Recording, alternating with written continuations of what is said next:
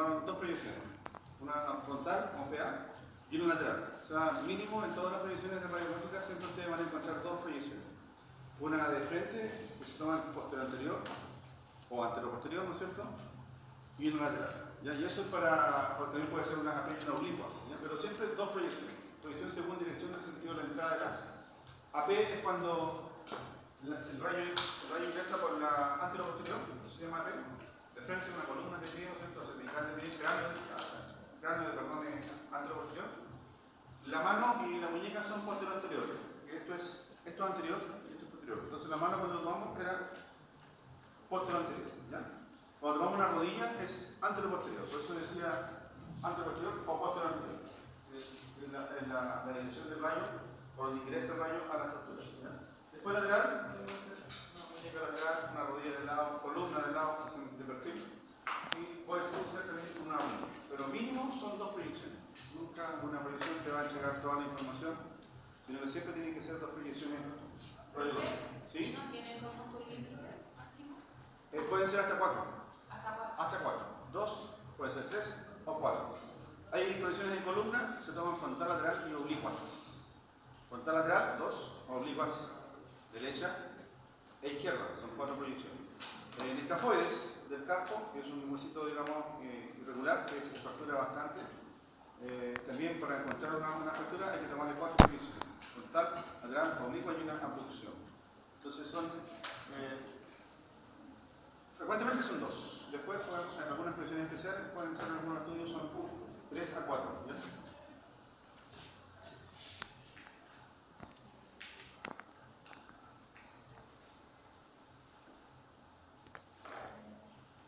¿Ya? Y la proyección tiene relación con la ubicación del paciente con respecto al receptor de la imagen.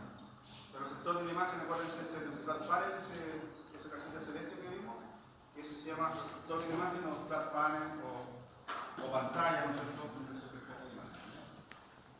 Bueno, esa es una proyección que ojalá nunca se vea.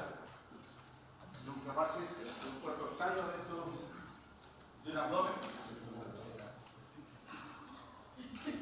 ¿Cómo llegó ahí?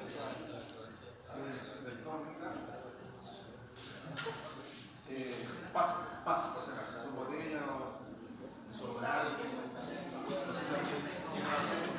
Eso hay que tomarlo en dos planos. Dos planos, porque puede estar fuera del abdomen, puede estar acá adelante. Pero hay que tomarlo dos planos, frontal y lateral, para ver que está en el interior del paciente. Bueno, acá está la importancia de los planos. Esto es ejemplo, esto es lateral, esto es frontal, esto es oblicuo. Entonces, la importancia es que acá hay una fractura que se ve en un solo plano. ¿Ya? Un solo plano. La fractura estaría aquí. Ustedes tienen la clase de su vida, así que en su PC se ve mucho mejor que acá. ¿Ya? Acá hay una proyección. Acá está la fractura. En esta no se ve, porque la fractura, esta zona tapa la fractura. Y esta aquí en Oliva tampoco se alcanza a visualizar. Entonces, siempre la importancia de los dos planos. Es una fractura pequeñita que no está tan desplazada, pero es fractura. Es un diagnóstico grave, ¿no? A pesar de que es en una zona en la cabeza de la falange, ¿no es cierto? Y ahí se ve la fractura. Entonces, de ahí la importancia de los dos planos. Quizás si se hubiese tomado esa fractura no se ve. Entonces, ahí la importancia de. Acá se toman 3 planos: dedo pulgar, frontal, o sea, oblicua, lateral y frontal. ¿Ya? Esto es frontal. ¿Cómo se llama ese huesito? ¿Cómo se llama ese hueso? ¿Ayer? ¿Fueron ayer? Sesamoide, muy bien. El sesamoide y el pulgar. ¿Ya? Sesamoide es un hueso que está entre las articulaciones y está en el trayecto de un tendón. ¿Ya? De un ligamento, tendón. Eso es sesamoide, está en el trayecto del tendón. ¿Ya? Ese es el trayecto del tendón del flexor. ¿Ya? ¿Y cuál es el sesamoide más grande del cuerpo? ¿Cuál sería para ustedes el hueso sesamoide más grande del cuerpo? La rótula, muy bien, que está entre el tendón rotuliano y el cuádriceps. Es un intratendino, ¿no? Ese es como ejemplo de sesamoide. La rótula es el hueso más grande del cuerpo. Estos son los.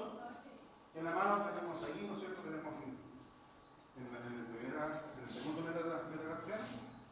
Lo mismo en el pie, en el largus, que es primero lejos tenemos también sesamonina. Pero que quede claro que son intra, en el trayecto de ese huesito, ahí tenemos.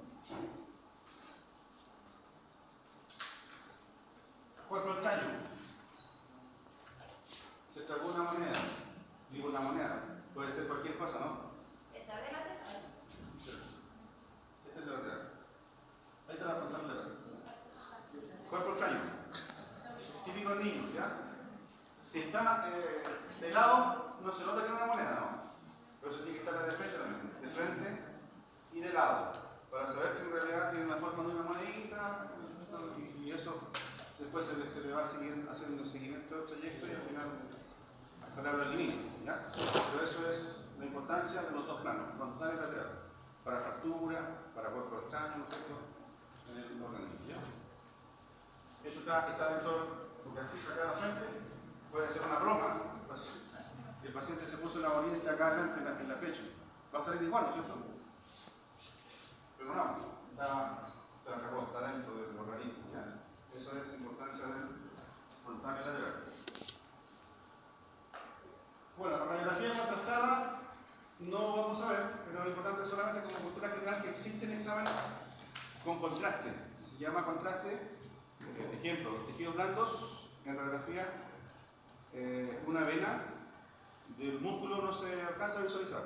O sea, no se alcanza a discernir si es músculo o vena, porque nosotros tenemos en la parte de los tejidos blandos, tenemos venas, arterias, y tenemos músculos, ¿no es cierto? Tenemos nervios también, grasa, que no se ve en la radiografía. Entonces, para contrastar estructuras vasculares, o ejemplo, ureteres o riñones, necesitamos de un agente que no es corporal, sino que es una sustancia química, que se introduce el cuerpo, que se llaman contrastes, ¿ya?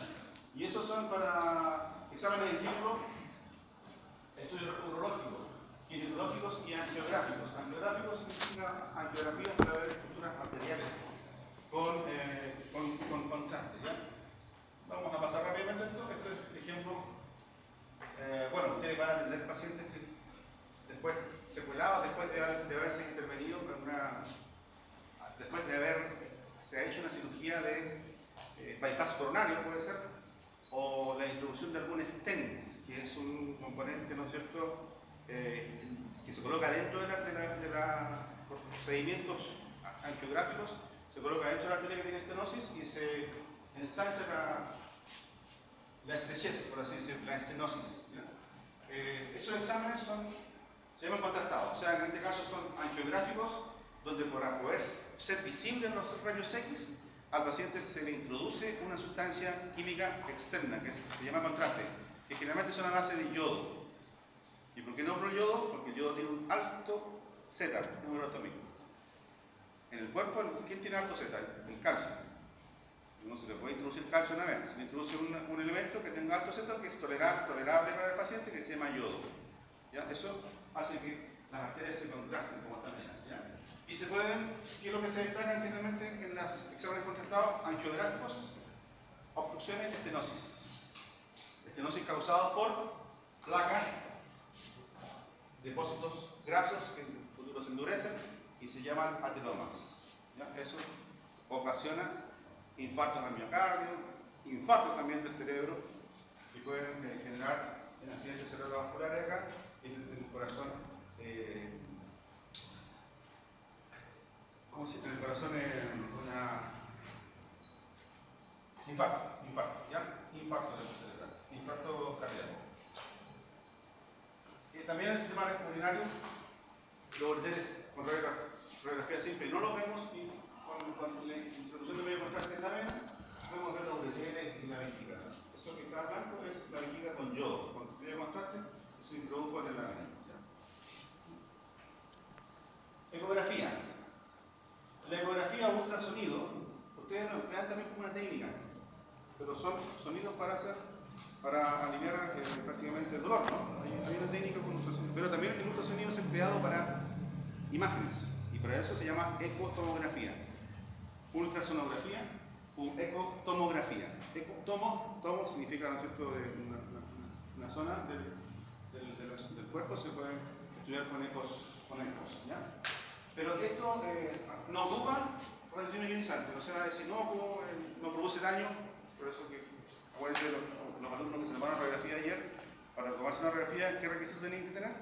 Colocarse un delantal plomado para protegerse todos los otros órganos que no incidan en la radiografía, y así se protege su tiroides, se protege la parte, ¿no es cierto?, ginecológica, para no irradiarse de más. Entonces, acá no hay radiaciones ionizantes, son sonidos, una palabra, ¿ya?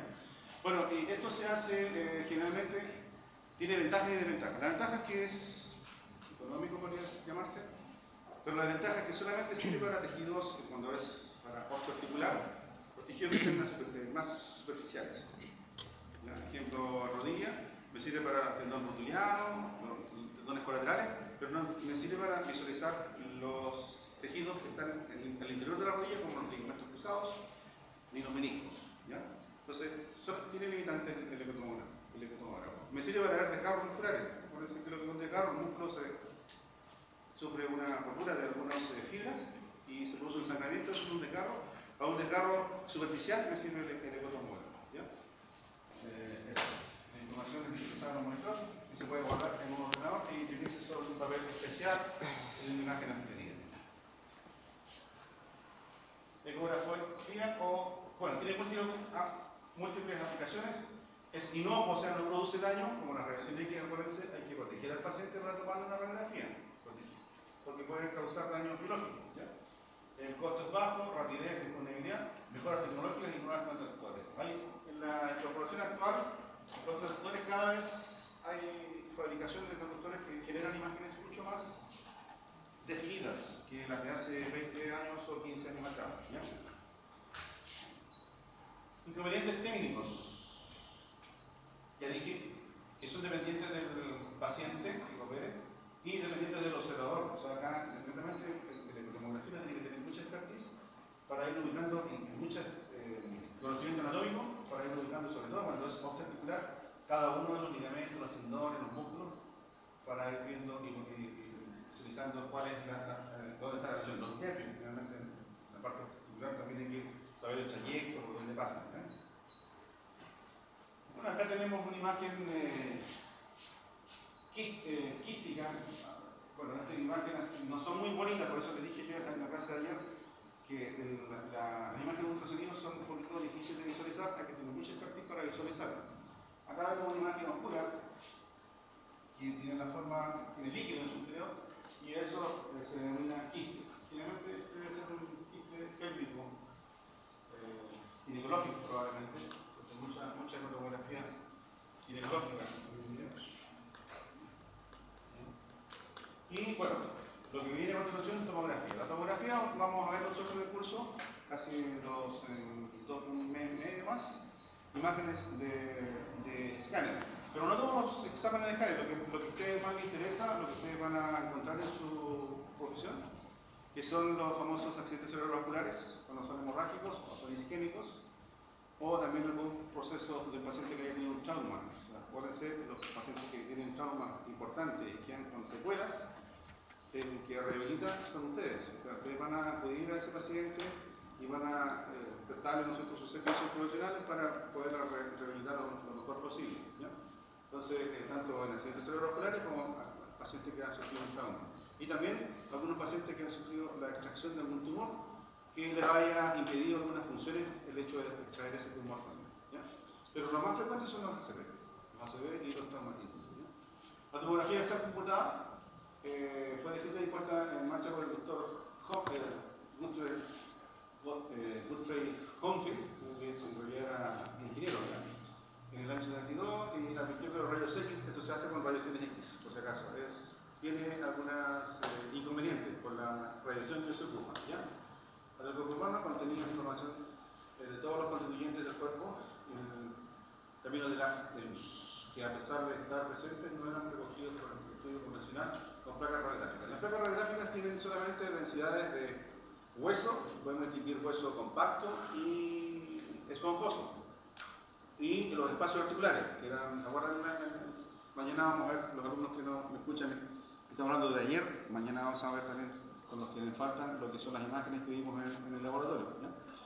Espacios que son radiolúcidos y en la parte ósea que es opaca, radiopaca. Dentro de la radiopacidad encontramos hueso compacto, que es mucho más opaco que el tejido esponjoso. ¿Ya?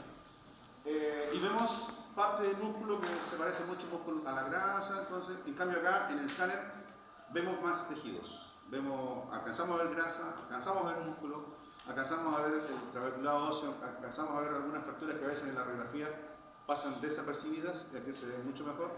Y alcanzamos a ver lo que es importante para ustedes cuando hay un sangramiento intracraneal, que se llamaría una hemorragia intracraneal. Eso en radiografía nunca la vamos a ver. Con la mejor radiografía del mundo no se pueden visualizar hemorragias, hematomas por un accidente cerebrovascular o por un traumatismo. No lo vamos a poder visualizar. ¿Y quién lo ve inmediatamente? Es el escáner. ¿Ya? En este estudio de reconstrucción por medio de un computador, los planos tomográficos acá se trabajan son rodajas, como cortar, hacer un corte como rodajas, como cuando usted va el ejemplo cuando va a comprar embutido, un jamón, que es lo que le dan una rodaja. ¿Ya? Y aquí en el cerebro, ejemplo, lo que se hacen son rodajas de información, milimétricos, son cortes de 2 o 3 milímetros, que el tubo giró alrededor del paciente y hizo un corte. Y generalmente si son de 1 milímetro del corte, salen 150 imágenes en todo el examen, 150 imágenes, y cada una de esas imágenes nos lleva una información de la base, del vértice, de la parte superior, hasta terminar el examen. ¿Ya? Son múltiples cortes o tomos, rodajas, dice el nombre para que se entienda mejor, se hacen durante el estudio. Se hacen de cerebro, de cuello, de columna, de abdomen, de extremidades inferiores, de todo, ya de todo formado. Lo se llama tomografía, tomos o rodajas, o cortes también. Esto es un corte de escáner a nivel de cúpulas traumáticas, acá arriba, acá, entre el hígado y pulmón acá, en la parte posterior. Entonces, ¿qué es lo que ve? En radiografía no podemos distinguir acá en los ejemplos los órganos. Esta es una costilla. Este es el hígado, que es grande, tenemos parte del estómago y el vaso. O sea, son densidades que con radiografía simple no se ven. En cambio, con el escáner, este es un tomo, o sea, un tomo de 150 cortes que tendría un escáner de abdomen. Este es uno solo. ¿Ya? Y esto que está acá es aire. En radiografía del aire, ¿cómo lo llamamos? Una imagen radiolúcida, ¿ya? O radiotransparente. Radiolúcida dijimos el aire. Incluso el aire es lo más radiolúcido que está en la radiografía. El escáner igual es radiolúcido, pero no se le llama radiolúcido, se le llama hipodenso. Hipodenso. A los órganos como el hígado, el vaso se llama isodenso, ¿ya? Y a los huesos, como la vértebra y las costillas, hiperdenso. Aquí se habla de densidades. Hiperdenso, isodenso, hipodenso. ¿Ya? En cambio, en radiografía se habla de radio opaco, radiolúcido. ¿Ya? Entonces acá tenemos varias opacidades. Esto es normal. ¿Ya? Esto es una reconstrucción coronal del escáner. Transición. Muchos cortes acá axiales, transversales, en el paciente. Acá ha sido 400 imágenes, 400 tomos, desde aquí hasta abajo. Eso no es la cantidad que se hace para hacer este estudio, 400 imágenes para obtener para poder hacer esta reconstrucción. ¿Ya? Y aquí vemos que el hígado y acá hay una imagen tumoral. Esto no corresponde a una anatomía normal, acá debería estar el vaso, pero hay unas imágenes que son completamente irregulares, ¿ya? Que hay un tumor, ¿no es cierto?, de esa zona. ¿Ya? Y tenemos los riñones que tienen isodenso, los músculos son que se hacen visualizar acá, que en cambio la radiografía no se visualizan. Acá esto es grasa peritoneal, grasa, esto es la piel, grasa, acuérdense que la segunda más grasa en el cuerpo, esta zona, ¿no es cierto? Acá tenemos grasa, músculos oblicuos y entonces el escáner me permite ver varias densidades, muchas más densidades que la radiografía simple. ¿Ya? Son tomos, eso es un tomo, un corte coronal. Coronal es esa visión. La visión anterior se llamaba axial, ¿ya? O transversal, coronal. ¿Ya? Después de estos son imágenes post proceso de escáner 3D, hay una fractura del hay unas imágenes de rodilla, unas de columna, tobillo, también una imagen de rodilla de la cara. O sea, todo eso se puede hacer con el escáner, o sea, el escáner. El escáner solamente las imágenes de adquisición son axiales. Todo esto es post-proceso. Cuando ya tienen las imágenes axiales, se llevan a un computador, el computador después uno puede hacer en el post-proceso imágenes, conceptos 3D, imágenes de la Tierra, ¿no es cierto? Imágenes allá 3D también para ver captura de cámaras. Eso lo hace en el post-proceso. Resonancia. Resonancia magnética, una pregunta de prueba. Si nosotros en radiografía simple no vimos ligamentos ni meniscos, ni hernias del núcleo pulposo, en escáner tampoco va a haber ligamentos porque el escáner me da densidades más grandes, más pequeñas. Entonces, el único examen que me sirve a mí para ver lesiones, ejemplo, de los ligamentos cruzados, de los meniscos, una rotura meniscal, no la puedo ver con ecotografía, no la puedo ver con radiografía, no se puede ver tampoco con el escáner.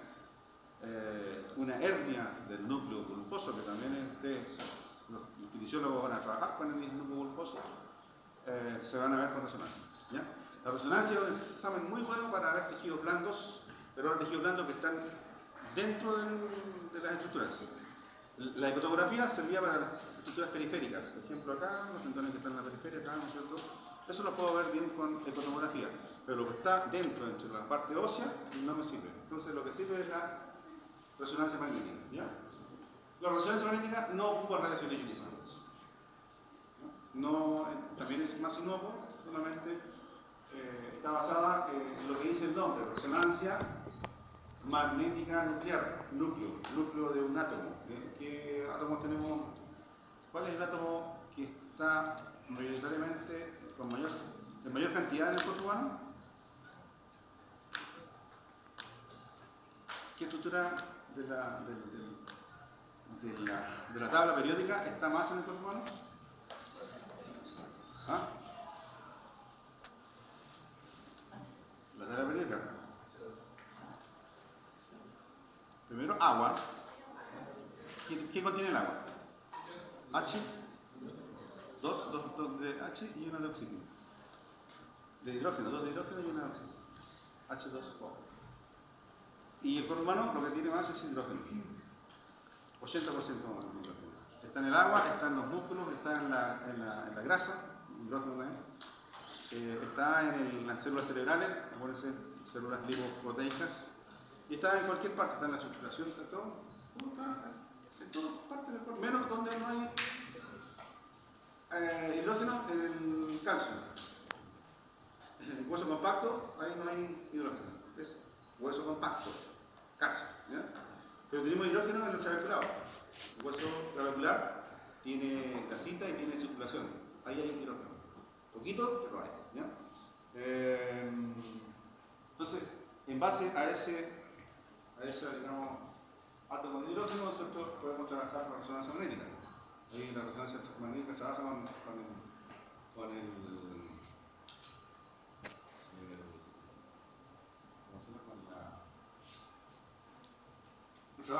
trabaja con tiene valencia 1, ¿no es cierto? Tiene un electrón, un neutrón y el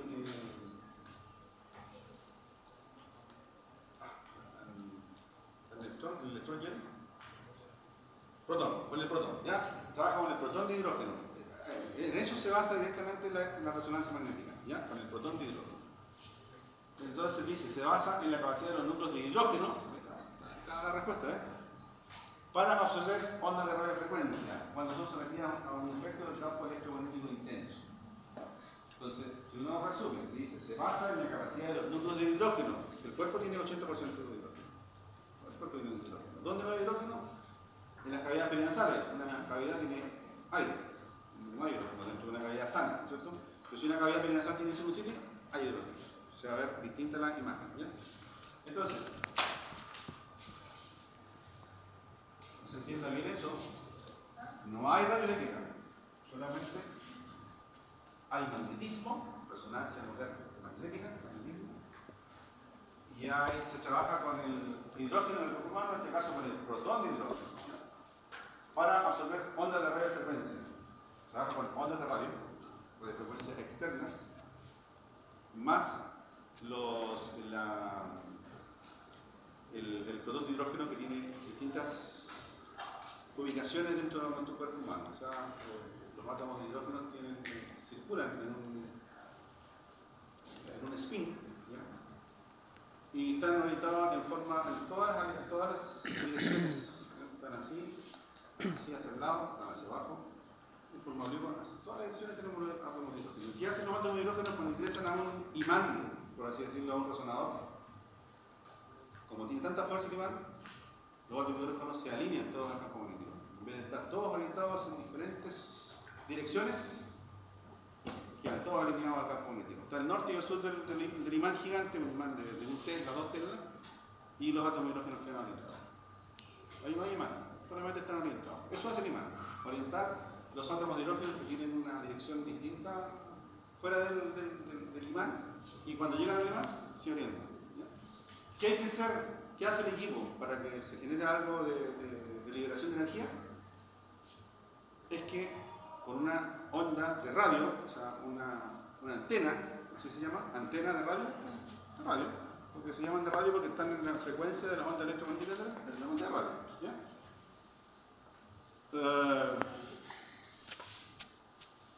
Se miden en megahertz, ¿ya? Se le envía una onda de radio y estos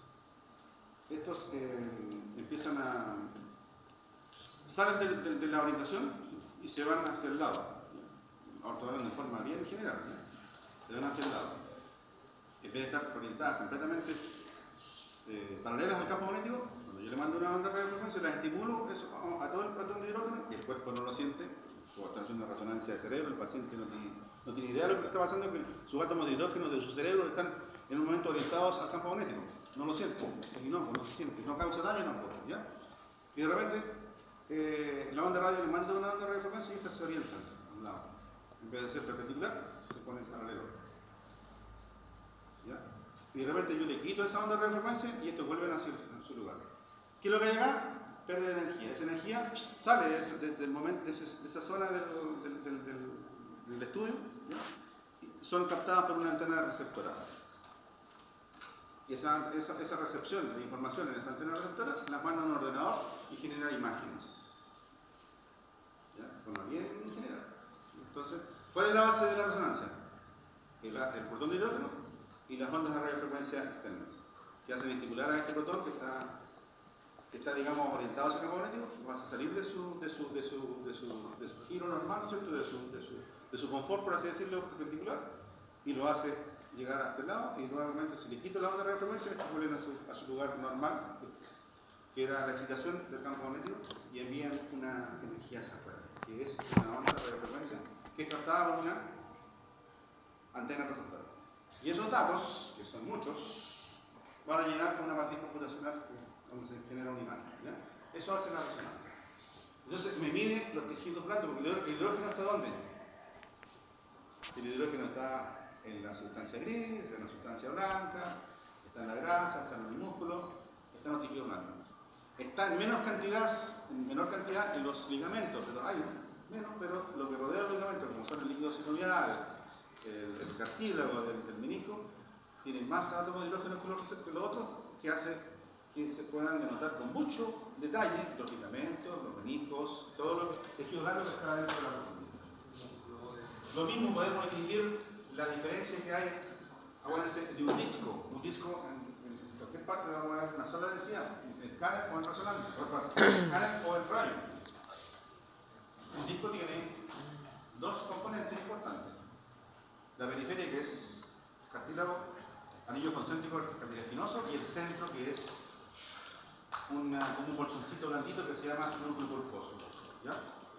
Esos dos componentes los podemos ver en resonancia y no en escala. ¿Ya? La ventaja de la técnica es que permite cortes más finos en varios planos. Acá el escáner solamente se hace en el plano axial y después en el postproceso se reconstruye. Acá se adquiere los planos de origen, o sea, el plano sagital de origen, el plano coronal de origen y el plano axial o transversal de origen. ¿Ya? No utiliza radiación ionizante, esto está subrayado, está con letra grande. Acuérdense en la pregunta de prueba, la resonancia no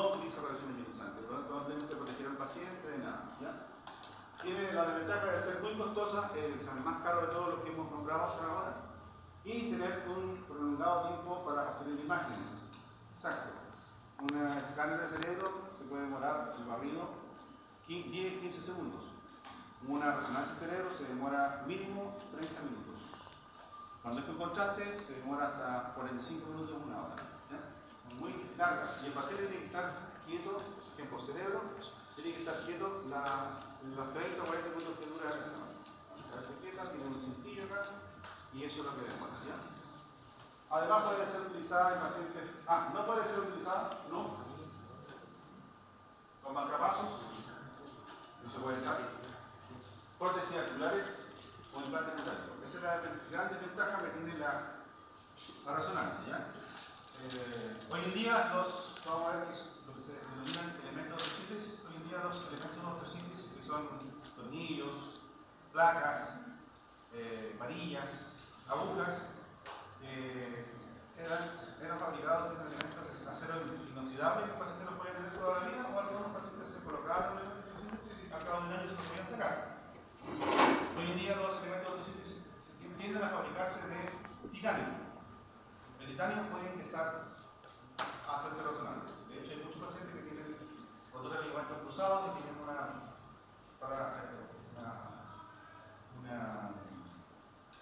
se le hace un reemplazo, digamos, de ese ligamento cruzado por otro elemento y son atornillados con atornillos de titanio. Ese paciente de control puede empezar a resonar. El titanio no provoca impactos en cambio, cualquier elemento de acero inoxidable genera calor en el paciente, que va disminuyendo básicamente el paciente, y genera mucho artefacto, no le deja ver las lesiones alrededor. Solamente artefacto durante el examen. Por eso no se permite eso. ¿Ya?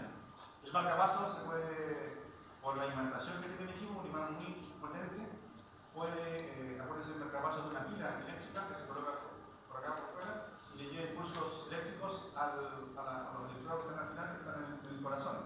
También la puede desactivar. Ojo con eso.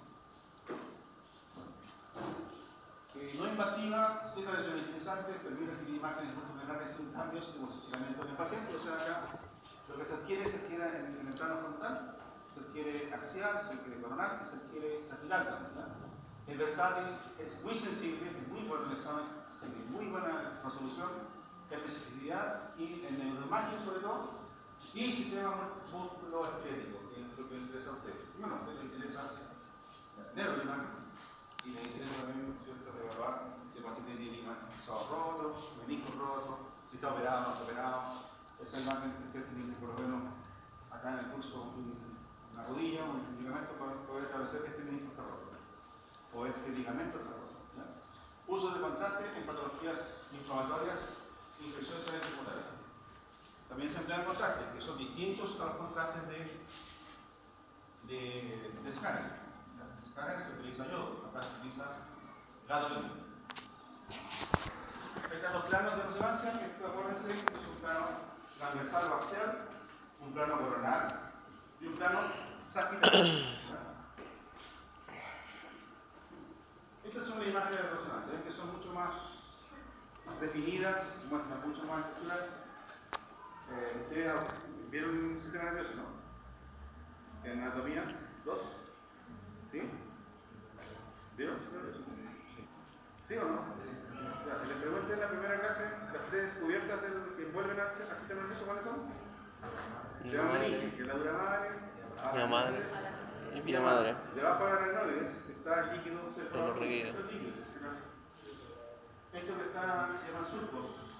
¿Se acuerdan? Surcos, circunvoluciones, se llaman circunvoluciones o giros.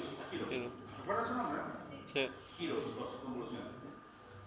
Estos son circunvoluciones y eso dan. Y esto es una cisura. ¿Cómo se llama la cisura que está en el centro acá? Que separa el cerebro en dos. Cisura. ¿Dos lóbulos? ¿La cisura? Interhemisférica, ¿no? La que está en el centro, la grande. Y llega de aquí a. ¿Cómo se llama la cisura? Interhemisférica, ¿no? La que separa el lóbulo frontal derecho del izquierdo, acá. Después separa los dos lóbulos parietales, derecho e izquierdo. Llega hasta ahí. Sutura interhemisférica o sagital también. Cisura. Una separación. Hay líquido suprarráquico también. Eso, los deditos chicos suprarráquicos. Bueno, esto es un corte coronal. Nos muestra el tronco, nos muestra, digamos, los horizontes, acá, los lobos temporales que están acá en los seguros. Y eso que estaba en oscuro, negro, es lo que nos entrega imagen. ¿Qué nos entrega? ¿Dónde no hay átomos de hidrógeno en el cuerpo? Les dije. ¿Dónde no hay átomos de hidrógeno? Lo que tenga calcio. ¿Quién tiene el hueso? ¿Quién tiene calcio? El hueso. Este es el hueso. Hueso. Pero el hueso compacto es el que tiene calcio.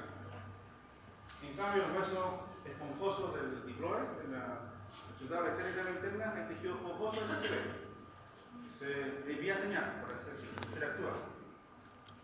Ese se ve. Acá, eso es gris. O sea, la externa, interna es gris. Eso está enviando señal. Pero lo negro, lo oscuro no envía señal. Es el hueso. No interactúa con el hueso sano, por así decirlo. No va a enviar nunca señal. El hueso compacto, ¿ya? Sí, el hueso esponjoso. Tiene hidrógeno. ¿Qué pasa? Ahí porque está resolviendo la duda. ¿Por qué es como que una semana abajo y otra semana abajo? ¿Cómo? Ahí al medio de la imagen, la imagen. ¿Esta? Ajá, ahí donde tienes junto la mano. ¿Ahí? Hasta más abajo. ¿Acá? Hay un espacio de cuarto. La negra y la otra imagen está como más amplio. ¿Esta? Ajá. Ya, este es un corte en un plano detrás de esto que es el puente. Esto es la protuberancia cerebral. Este es un corte inmediatamente detrás, 3 milímetros detrás, y avanza el corte 3 milímetros más adelante y se ve completamente el puente. Y abajo está el líquido, lo que está al lado del líquido. Y acá está el agujero magno, por acá abajo.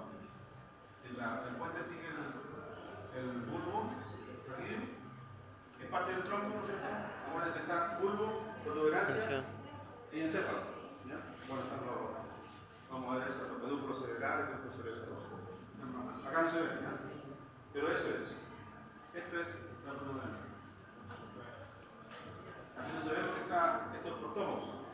Un tomo acá, portomo atrás. De torno adelante, así. Siempre de atrás. Siempre no, son de delante hacia atrás. Los cortes son de delante hacia atrás. Pero hay ese distinto de este otro porque este está en un plano y este está en otro plano. O sea, 3 milímetros más adelante o atrás. Eso se ve así. Y ya se ve de delante hacia atrás. Ahí vienen las órbitas. Va avanzando atrás, se ven los lobos temporales. Y este es lo más atrás. Va de delante hacia atrás. Esto va atrás. Hacia atrás. ¿Ya? Ese, como lo describe, el cerebro es como un arbolito. El arbolito tiene un tronco abajo. El tronco es el bulbo, la protuberancia y los pedúnculos. Y arriba está el arbolito que sería esto que es el cerebro. Y este es el tronco. Y viene incluso de acá, de la médula, bulbo que no se ve acá, protuberancia y la zona peduncular. ¿Pregunta? ¿Sí? Una consulta todavía no da la explicación. ¿Cómo? Aún no da la explicación del informe. ¿Qué? Aún no da la explicación del informe. No, se lo voy a subir a tu compañero. La rúbrica, ¿no? Sí. Ya. Al informe. Ya dije que hay 6 informes, 6 trabajos, ¿ya? Y que tienen un 20% del laboratorio. ¿Escuchaste? ¿Llegaste o no? ¿O llegaste después de eso? Es que al comienzo puse en pantalla las evaluaciones. Claro, falta la rúbrica y falta el calendario. Y en el calendario le va a dar la fecha de las pruebas de todas las evaluaciones del semestre. Pero cada hora tenéis que ver el porcentaje. El único informe que se entrega siempre 15 días. El único informe que se entrega de un solo taller es el que hicimos ayer y que vamos a hacer mañana, que es el informe de la visita al servicio de rayos. ¿Ya? Ahí grabaron, tomaron las imágenes, hubo un paciente, se explicó, digamos, cómo se generan los rayos X en el tubo de rayos X, cuáles son los valores de exposición, en este caso los kilovoltajes que se emplearon para tal técnica. 50. 52, eso es para... Algunos toman rodilla también, fueron 70 y tanto, ¿no? Rodilla. ¿Ya? Y se creó una imagen. La imagen pasó a un reconstructor, ¿se acuerdan? Después pasó a un sistema de almacenamiento y se ve la imagen. La imagen se puede agrandar, achicar, se puede ennegrecer, se puede hacer lo que quiera. ¿Ya? ¿Sí? ¿Sí? ¿Con otra persona? Dupla. Misma su afinidad. Pero la foto que no sea repetida, porque ustedes no tomaron foto, no sea la misma porque de repente uno encuentra 4 trabajos y los 4 trabajos tienen la misma foto. Y no corrijo yo. Corrige un colega que es mucho más meticuloso que yo. Yo tengo muchas cosas que hacer, entonces yo tengo un ayudante y los trabajos los corrige él. Así que ojo con las fotitos, porque en la foto no se da cuenta, porque es un trabajo, préstame el trabajo. Y se da. La mayoría de las cosas no, pero por ejemplo un grupito tiene las mismas fotos del otro grupo. También idéntica, ni siquiera le cambió, le hizo un zoom ni nada, idéntica. Entonces ojo con eso. ¿No? Y ahí le bajamos la nota a todos. Resonancia magnética, columna. ¿Ya? Acá, eso es lo que se ve ahí, y tiene un aumento de volumen del disco hacia afuera. Puede ser una hernia, en realidad está muy general, la imagen está muy general. Y para ver hernia, en realidad tenemos que hacer un zoom acá, se van a ver, esas son las hernias. Pero así se ven las hernias, cosas que en realidad jamás voy a mover. Un disco que tiene hacia atrás una salida del tejido herniario y que va a comprimir el material nervioso que está pasando por este canal raquídeo. La hernia es una hernia. Una hernia es una estructura que está en un espacio y de repente ese espacio cede, esa material cede y el material del disco sale hacia afuera, pero va hacia atrás y va a comprimir material nervioso que pasa por el canal raquídeo, que es este. Por acá pasa la cola de caballo. La cola de caballo son puras fibras nerviosas que alguien la toca y genera un tremendo dolor, ¿no es cierto?, del nervio ciático, genera una dolencia, digamos, de una extremidad tremenda que deja a veces invalidante al paciente. ¿Ya? Saber que las hernias antiguamente las operaban mucho, hoy en día se trata de no operar y se opera solamente cuando pasa mucho tiempo y el paciente no tiene mejoría, pero la mayoría de las hernias, las mejorías son responsables de ustedes. Ya, teniendo una expertise, ¿no es cierto? Siempre tengan buenos profesores arriba, buenos kinesiólogos que ya han pasado muchas etapas y saquen el mayor provecho de ellos para poder sanar esta dolencia que es tremenda para el paciente y es tan aliviador cuando el paciente se sana de esta dolencia. ¿Ya? Y a veces netamente con ejercicios kinésicos, con maniobras kinésicas que pueden ser determinantes. ¿Ya? Y así el paciente evitar la operación, que es bien cruenta la cirugía.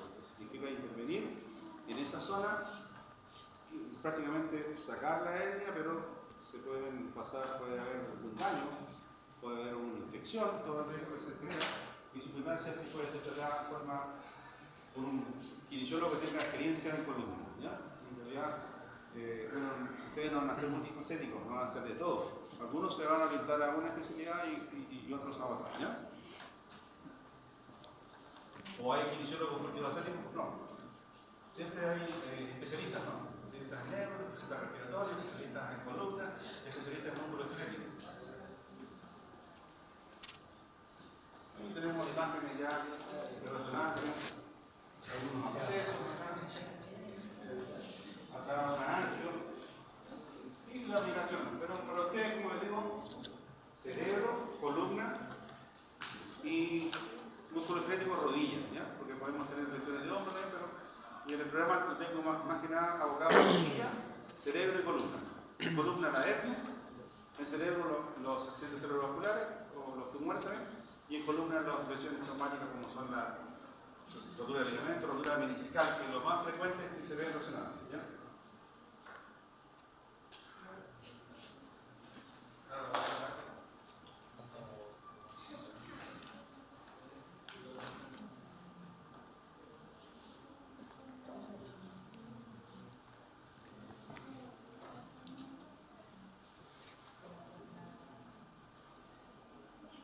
Ya, terminando.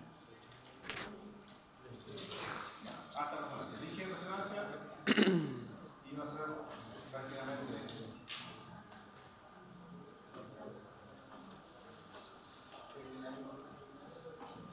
ya.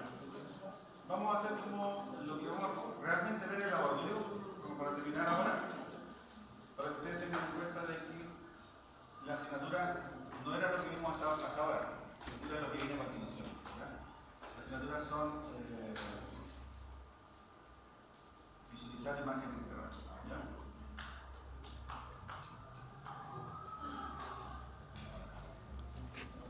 Esta es la verdadera asignatura. Radiología ortoarticular. Esto es lo que vamos a hacer. Vamos a ver imágenes. Vamos a ver imágenes radiográficas, imágenes de escáner y vamos a ver muchas imágenes de resonancia magnética. ¿Cuáles imágenes? No todas. El curso nos da, como el curso dice, principios de imagenología. Vamos a ver lo más frecuente. ¿Ya? Y para empezar con lo más frecuente hay que determinar cómo se determina la ubicación, cómo se le llama el nombre radiológico a la ubicación de ejemplo, en los huesos largos o en las extremidades. ¿Ya? Ejemplo, cuando tenemos una imagen de hueso largo, en este caso la pierna, tiene una lesión allí, ¿cierto? ¿Dónde? Eso es el tercio medio. ¿Ya? Tiene una lesión acá arriba, no se llama arriba, se llama lesión en el tercio subproximal. Proximal, mientras más al centro, hacia la parte craneal por el centro proximal, al centro del cuerpo, es proximal, siempre más alejado, sino más distal. Entonces, tercio proximal, tercio medio, tercio distal. Eso va a ser para pierna, va a ser para fémur, va a ser para antebrazo, va a ser para húmero. Los tercios, ¿ya? Los famosos tercios. Después también podemos tener la otra descripción que tiene que ver con el hueso largo, con las partes del hueso largo. ¿Cuáles son las partes del hueso largo? La zona central, epífisis, ¿no es cierto? La zona distal se llama diáfisis. Cualquier hueso largo tiene diáfisis y epífisis y tiene una metáfisis. Esto es la metáfisis. Y esto es una radiografía de un niño. ¿Ya? ¿Por qué de un niño? Porque todavía no se ha cerrado el cartílago de crecimiento del hueso largo. Esa es la metáfisis. Ese cartílago de crecimiento ahí, que generalmente ese niño debe tener unos 8 o 10 años, todavía está en crecimiento. ¿Ya? Pero ahí para que ustedes tengan en cuenta. Epífisis, la parte central, metáfisis, la parte distal, no la distal, y la diáfisis, perdón, estamos equivocados. Diáfisis, acá, la parte central, metáfisis y diáfisis. Diáfisis. Epífisis, acá también. Diáfisis. Eso es siempre refiriéndose a lesiones de los huesos largos. ¿Ya? Una lesión en la epífisis. Es distinto decir una lesión en la diáfisis. ¿Sí? Diáfisis es el tercio medio, por así decirlo. El tercio medio. ¿Qué consta la diáfisis? La compacta y el canal medular. Eso es la diáfisis. Compacta y canal medular. ¿Qué contempla la diáfisis? Puro tejido compacto. Perdón, puro tejido esponjoso. Este es puro tejido esponjoso. El tejido esponjoso tiene trabéculas. Las trabéculas se notan acá en la trabécula. Trabéculas. Y después está la metáfisis, que es lo que está entre la diáfisis y la epífisis. ¿Ya? Estas son acá, se llaman metáfisis. Entonces, los extremos tienen tejidos esponjosos y los tercios medios tienen tejido compacto y donde está el canal medular. Acá no hay canal medular. Acá tampoco. El canal medular está acá. Tengan en cuenta que el canal medular a veces se emplea para poner tubos. Endomedulares, que son elementos de fotosíntesis. La anatomía y los primeros traumatólogos se hicieron astrobutis para colocar tubos. Y así ustedes van a encontrar pacientes con fracturas de tibia que le han puesto un tubo dentro del interior del canal medular, ¿ya? Que se llama tubo endomedular, así se llama eso. el elemento de fotosíntesis. ¿Ya? Bueno, cuando hay fractura, es fácil, esto lo han pasado ustedes. Puede haber una fractura abierta o una fractura cerrada. ¿Ya? La fractura abierta es aquella donde hay comunicación del hueso con el exterior. Es una fractura abierta. ¿Ya? Hay representé una fractura ocasionada por cuerpo extraño, en este caso por balas de escopeta que atravesaron el tejido blando y llegaron a la fractura del hueso. Por lo tanto, el hueso queda, a través de los agujeros que presentó la bala, quedan conectados con el interior y se llama fractura abierta. Pero la más clásica es la de los motociclistas, cuando van en moto y a gran velocidad sacan la pierna afuera, ¿no es cierto? Y se fractura la pierna, queda como una L y arrastra el tejido por el asfalto, por el piso, por lo que sea, y se expuso el hueso con material piedra, así queda. Eso es expuesto, es grave, ¿ya? Eso es grave, ya ha pasado, pasa. ¿Ya? Una estudiante de un curso mío hace muchos años atrás, ella tiene como 50 años ya, porque yo haciendo hace mucho tiempo, estaba estudiando por una prueba y en la noche la forma dice, oh, ya, pues sacamos la típica, pues sacamos la red. No quiero, estoy estudiando, no, salió. Y en la isla de los Lacran, cuando todavía pasaban los vehículos adentro, se puso a conversar en la parte donde pasan los vehículos. Pasó un gallo y la atropelló. Y la atropelló a baja velocidad, ni siquiera antes. Y la arrastró con la pierna como 2 metros, con la pierna. Y dice que la pierna, su pie lo vio acá en un momento. Acá, su pie acá, o sea, la pierna hizo esto, se rompió completamente. Y tuvo 6 meses hospitalizado. 6 meses. ¿Por qué? Porque la fractura expuesta es más grave el daño de tejidos blandos que el hueso. El tejido blando se trata como una quemadura. Ustedes saben que las quemaduras son largos procesos. Y por eso 6 meses, con elementos de fotosíntesis, después vamos a ver que hay un elemento de fotosíntesis que se llama tutor externo, con tutor externo, desde fuera, y para poder tratar la herida primero y después la fractura. Entonces, ojo, el kinesiólogo va a estar en ese tipo de pacientes, fractura expuesta de larga data, mucho tiempo hospitalizado, ¿cierto? Va a tener que prestar ayuda ahí para que los músculos no se atrofien, por ejemplo, la parte distal, no hay una atrofia por no uso de la y pueda sanarse lo más. Y no quede con secuelas después. ¿Ya? Bueno, esta es una fractura cerrada, donde hay fracturas y una pérdida de solución de continuidad del eje. En este caso, acá hay pérdida de solución de continuidad del eje, que se desplazó la ruta desplazada, pero el tejido blando está sano. No hay ninguna salida de tejido o sangre hacia afuera y eso es una fractura cerrada. ¿Ya? Eso es abierto o cerrado. Abierta cuando hay un componente externo y cerrada cuando no lo hay. ¿Ya? Obviamente esto es mucho más tolerable, es menos grave. Es grave, pero no tan grave como una expuesta. Evaluación radiológica. Pueden haber fracturas completas o incompletas. Acuérdense que el hueso largo es como un tubo. Y el tubo se puede romper completo, como ahí. O como de repente hace solamente esto. Se rompe acá, pero no se rompe en la otra parte del tubo. ¿Ya? Eso es lo que se describe ahí. Dice completa, afecta a toda la circunferencia del hueso tubular, como los huesos largos. ¿Ya? Ambas corticales, vimos el concepto cortical, el concepto que es la periferia del hueso, huesos planos o verticales. ¿Sí? Completa es como una fisura. Completa es incompleta. Incompleta se llama una fractura incompleta. Fisura es un nombre que se le da mandado, pero también se llama comúnmente fisura, pero en realidad la palabra correcta es fractura incompleta. ¿Ya? Dentro de la circunferencia del hueso, una zona está fracturada, está rota y la otra está sana. Eso es incompleta. Y eso no se da en adultos, se da en niños. Se da en niños. Esta fractura incompleta entonces es de niños. En adultos se fractura completa. Se fracturan los dos lados, todas las circunferencias. Eso es el adulto. ¿Y el niño por qué se da esto el niño? Porque el niño tiene una cubierta externa y no la tiene el adulto, que es un periósteo que está en formación todavía. En cambio, el adulto tiene un periósteo que es una fibra formada, que es como una cascarita, como una telita de cebolla, que ya está todo formado.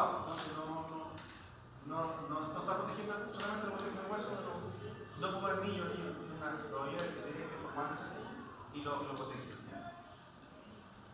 Por acá tenemos fractura incompleta. Acuérdense el nombre, alumnos, por si acaso, tallo verde. Tallo verde es una fractura. El concepto lo vamos a evaluar en cátedra. Tallo verde. La imagen, el laboratorio. La cátedra no tiene ninguna imagen, por si acaso, solamente conceptos. ¿Ya? Tallo verde de niño. En el laboratorio, que vamos a ver la misma imagen, pero le vamos a dar más a la imagen. Si le sale la imagen, esta es la fractura de tallo verde. Una fractura que tiene una zona de la circunferencia rota, de Z, y otra zona que está sana. Eso está sana. Y esto es bien peroné. Acá está esta zona sana, está como incurvada solamente, la cortical, y esta está rota, o sea, incompleta. Una parte sana, solamente incurvada, no se rompió, y la otra parte se rompió. Eso se llama fractura de tallo verde. ¿Por qué tallo verde? Hagan un experimento con un tallo de apio, o de cilantro, o de perejil. Rompan un sector y el otro sector queda sano. Rompen un sector y el otro queda sano. Entonces ustedes pueden tomar el tallo y no se rompe, no se cae el sector de agua. Por eso se llama, el anatomista, el traumatólogo que dio esta fractura, lo asemejó a eso, a un tallo verde. Por eso se llama fractura en tallo verde. El mismo proceso de tallito de apio y queda sujeto con las fibras que están en el exterior. Lo mismo que tiene fibras que es el exterior y se mantiene. Esto es una fractura de niño. El mismo niño puede tener una fractura en torus. Aquí es casi imperceptible y genera solamente como que el hueso se comprimió y genera una salida, una pequeña saliente que está acá. ¿Ves? No se nota que hubo una fractura, no se nota, pero está roto. ¿Ya? Eso se llama fractura, no tiene que pasar en un hueso, que haya una saliente hacia afuera. No es un tumor, sino que si usted toca ahí, el niño en este radio va a tocar ahí y va a estar sensible porque tiene una fractura. Esa fractura se llama fractura en torus.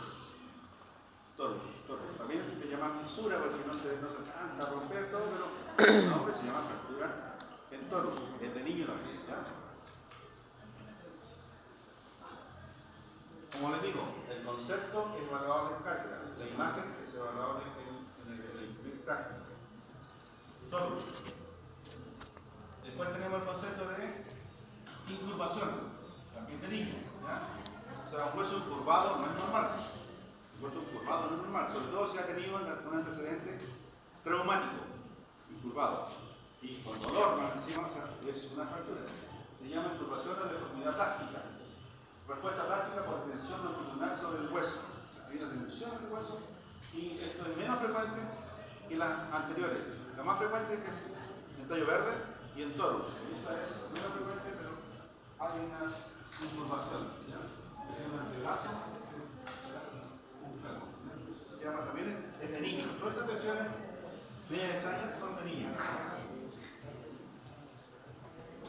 Bueno,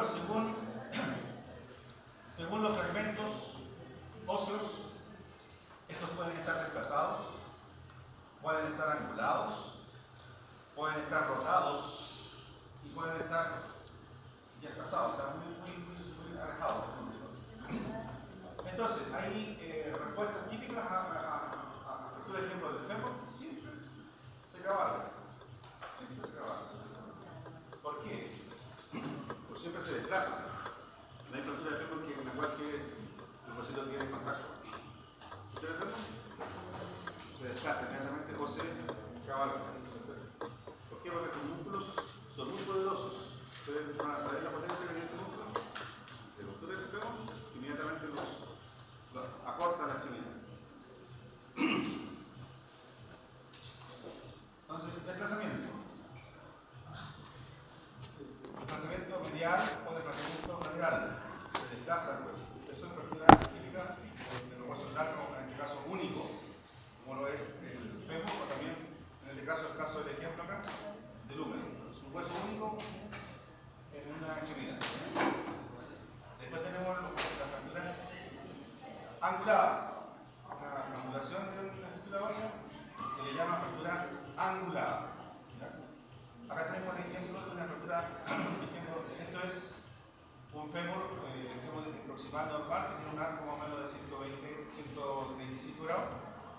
cambio este tiene un arco de 90 grados, en que acabo una fractura, inmediatamente digo que siempre se acorta. Se achica, se acorta. ¿Ya? Después tenemos una fractura que es angulada. Angulada, esta es angular. Esto tiene 135 grados, como le dije, entre el cuello femoral y la diáfisis. Y en cambio acá tenemos 90 grados y aquí se ve la fractura. ¿Ya? Se anguló. Se anguló. ¿Ya? Acá también tenemos angulaciones, a medial y 3 tercios y medio pueden pasar eso. Después tenemos la fractura que es rotación. Si ven acá que la cadera está de frente y la pierna está lateral, la rodilla está lateral, o sea, prácticamente se rotó la pierna. Por eso que acá, cuando hay una fractura, se tiende a dejar al paciente tal como está y se inmoviliza más que nada. Después, cuando llega al centro asistencial, se toma la radiografía y recién el médico va a hacer la maniobra de dejarlo alineado, por así decirlo. ¿Ya? Porque estas fracturas también se pueden transformar, usted hace una mala movilización del paciente, se pueden transformar de cerradas en abiertas. Ojo, si usted no inmoviliza al paciente, lo puede trasladar sin inmovilizar y puede que esto se angule y el mismo hueso actúe como que va el mismo, la fractura del hueso fracturado actúe como una navaja, ¿no es cierto?, que va a tejido y puede transformarse en expuesta. Ojo, cuando hay fractura, inmovilizarlo. Nada, en el mismo eje, aunque está angulado, en el mismo. Cabalgamiento. Esto es cabalgamiento. Está la fractura acá, se acorta, y eso se cabalga, cabalgamiento, y lo otro es distracción, o sea, todo lo contrario, se aleja el fragmento. Es menos frecuente que se aleje, siempre se cabalga, ¿ya? Sobre todo el fémur siempre se cabalga, la mayoría de las veces, por la potencia que tienen los músculos del muslo, ¿ya? Y acá se separó, ¿no? Por acá en la rótula también hay una distracción, o sea, se aleja porque acá lo que aleja a los fragmentos de la rótula son los ligamentos que son potentes también de la rótula, que sujetan a este hueso sesamoideo, que es el ligamento del cuádriceps, que es potente. Si se fractura la rótula, tiende a la rótula, el tendón del cuádriceps, a elevarla y el fragmento distal se queda abajo. Es un tema de fractura por distracción. Evaluación radiológica. Punto anatómico y extensión. Tipo de fracturas. Alineamiento de los fragmentos. Dirección de la línea de la fractura. Otro tipo de evaluación radiológica. Ejemplo. ¿Cómo es la dirección de la fractura? Puede ser transversal, puede ser oblicua, puede ser espiroidea o puede ser con múltiples fragmentos que se llama conminuta. ¿Ya? Múltiples fragmentos conminuta. Esta es una fractura que se denomina transversa. Ahora convengamos que acá están las definiciones y uno en la realidad nunca se encuentra con una transversa, siempre una transversa combinada con oblicua, o una oblicua combinada con espiroidea. Eso es la realidad. Pero para definiciones esto es transverso. Acá por lo menos se vive una fractura transversa en el quinto metacarpiano. Después tenemos una fractura oblicua. ¿Ya? O sea, es oblicua, no es ni transversa ni longitudinal, sino que es oblicua. Estas tienen superficie son buenas porque tienen superficie de crear un buen callo óseo. A veces no necesitan operarse para poder consolidar bien, porque tienen una superficie de contacto que es un pistón. En cambio, la transversa no tiene superficie de contacto, tienden a alejarse y tienden a no consolidarse. Ahí necesitan operación.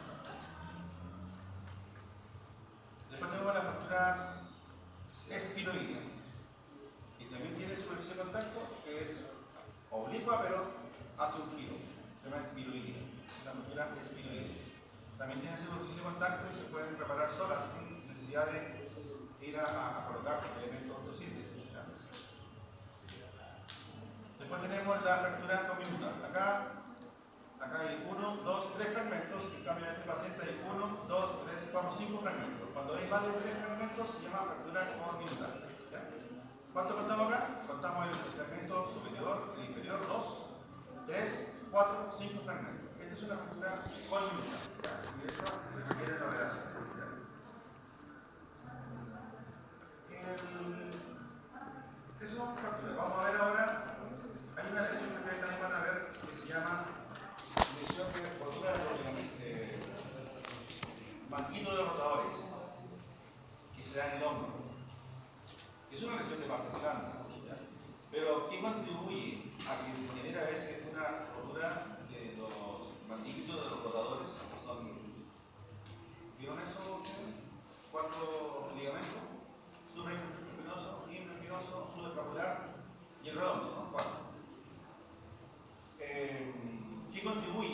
a romper la forma del acrómio.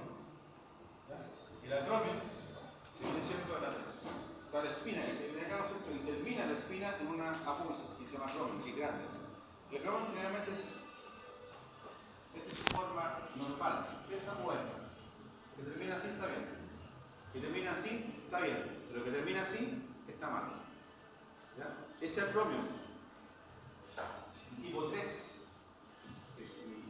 Eso es porque el paciente tiene esa disposición, esa curva, genera que este borde pueda romper los ligamentos que están acá abajo.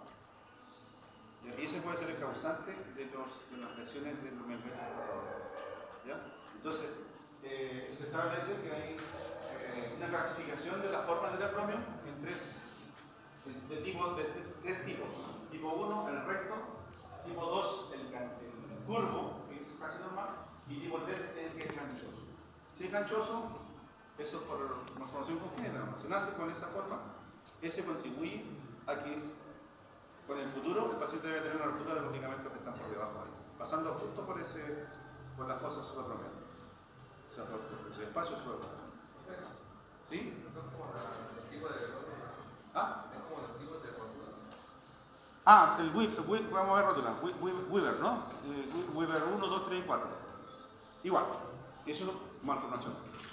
Nace con esa malformación. ¿Ya? ¿Rótula también vieron ustedes en alguna asignatura? ¿O no? ¿Lo vieron? Ya. Hay tipos de rótulas también que son una clasificación Weaver. ¿Ya? Weaver 1, 2, 3 y 4. Ojalá todos tengamos Weaver 1. Porque si tenemos 3 o 4, estamos mal. ¿Ya? Entonces, y ojalá que todos tengamos un hombro así. Acrómio así. ¿Ya? Este acrómio, tipo 3, genera lesiones del hombro, de los testículos blandos del hombro. ¿Ya? Entonces se llama clasificación de Grindiniana.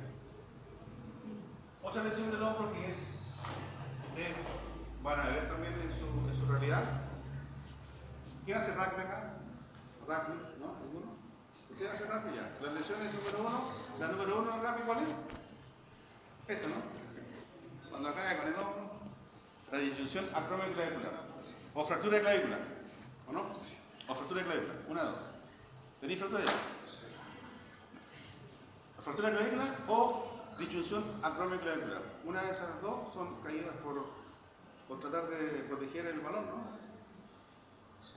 Y caíste con el hombro y no con el brazo. ¿Sí? Entonces ahí está la fractura esta se llama disyunción acromioclavicular. ¿Y por qué no se llama luxación? Podría llamarse luxación también, ¿no? ¿A qué le llaman luxación ustedes? En realidad es una articulación que también se le puede llamar luxación, ¿no? ¿Ah? Sí, pues aquí se salió de su sitio, pero se llama disyunción. Cuando sale del espacio articular que tiene cartílago articular y bolsa sinovial, el hombro, la cabeza operal, la cavidad glenoidea tiene cartílago articular, el rodete tiene cartílago articular y tiene bolsa sinovial. Ese componente, cuando hay una luxación de la cabeza operal con la glenoidea, que se llama luxación. Acá no hay, en esta articulación no hay ni líquido sinovial ni cartílago articular. Solamente es una articulación ligamentosa. Solamente está sujetada por ligamentos. ¿Ya? No se llama disyunción, sino se llamaría luxación. En cambio, la del hombro, la cabeza operal con las glenoides, se llama luxación. Bueno, acá tenemos. Se rompió nuestro ligamento, ¿eh? Se rompe este y se rompe este de acá. Aquí y acá. Se rompió completo, mucho más elevado. Pues de ahí puedes hacia abajo. Lo más frecuente es esta. ¿Ya? La disyunción acromioclavicular, a pesar de que no es un daño del hueso, es un daño del ligamento que se rompe, se desplaza el hueso. Y con la radiografía es posible visualizarla. ¿Ya? Y generalmente esta se opera. No hay otra reparación, esta se opera. ¿Tu fractura de clavícula te operaron o no? Sí. ¿Tienes tornillos? Sí, una placa. Una placa. Placa, tornillos. ¿Cuántos tornillos más mínimo? ¿No? Más, o sea, mínimo 4. O sea, 3,7. como 7. Si te dispuesto toda la vida con eso, pues lo voy a sacar también, porque eso depende de ti, ¿no? Quédate no.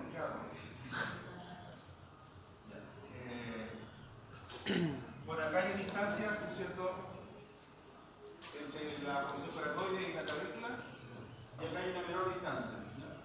Esta radiografía se hace generalmente con peso, dinámica, para poder establecer bien las distancias que hay. Como digo, no es una lesión de hueso, el hueso está sano. Lo que se destruyó ahí, lo que se rompió fueron los ligamentos, y para verla solamente necesitamos una radiografía comparativa con peso. Y aquí se ve claramente que esta distancia, acá en el espacio, es mayor que esta. Más la clínica, el paciente relata que tiene mucho dolor ahí, con peso, se toma con unos 3 kilos, 4 kilos en cada mano, y prácticamente, si está normal, deberían estar a la misma distancia a ambos lados. Esta es la distancia normal, debería estar acá. En cambio, esta está abierta. Entonces acá hay una distribución acromioclavicular. Se opera. Y acá está lo que estábamos hablando recién. Cuando hay luxación del hombro, eso se llama luxación.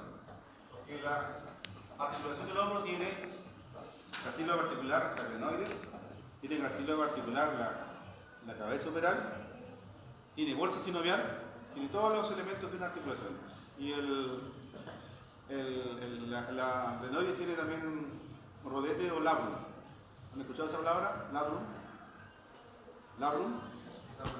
Labrum, que es lo que sobrepasa al hueso de cartílago, que te estoy hablando. Todo lo que sobrepasa el hueso se llama labrum o rodete. ¿Ya? Bueno, esta es la luxación más frecuente. Hay muchas luxaciones, como cuántos tipos de luxaciones de hombro, la anterior, posterior. ¿Ya? La más frecuente es la antero-inferior. Antero-inferior. Esto es normal. La cabeza humeral se va hacia adelante y abajo. Este es la glenoides, la cabeza humeral se va, la cabeza humeral está ahí, ¿no es cierto? Se va hacia adelante y abajo. Se llama antero-inferior. Y eso puede generar lesiones post-reducciones. O sea, ahí está luxado, acá está reducido. Y generalmente las provoca en la cabeza humeral o en el borde inferior de la glenoides. ¿Cómo se llaman esas lesiones?